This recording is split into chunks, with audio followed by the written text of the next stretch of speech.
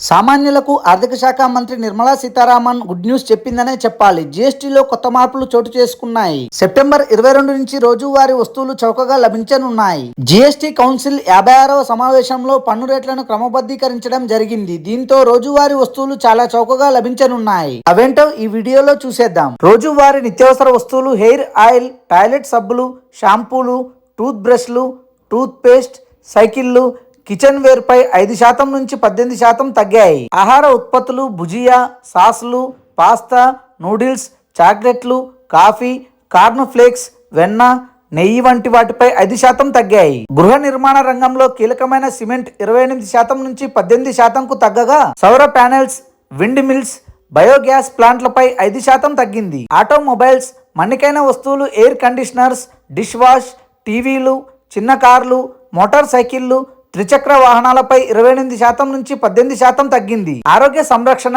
Cancer వంటి 33 దీర్ఘకాలిక వ్యాధులపై గతంలో 12% పన్ను విధించగా ఈసారి వాటిపై పన్ను రేటును పూర్తిగా తొలగించింది. వ్యవసాయం, కూలీ ఆధారిత వస్తువులు, ట్రాక్టర్లు, హార్వెస్టింగ్ మిషన్లు, బయో పెస్టిసైడ్లు, హస్తకళలు, లెదర్ గూడ్స్ వంటి వాటిపై 5% తగ్గింది. Thanks for watching this video. For more interesting videos please do subscribe.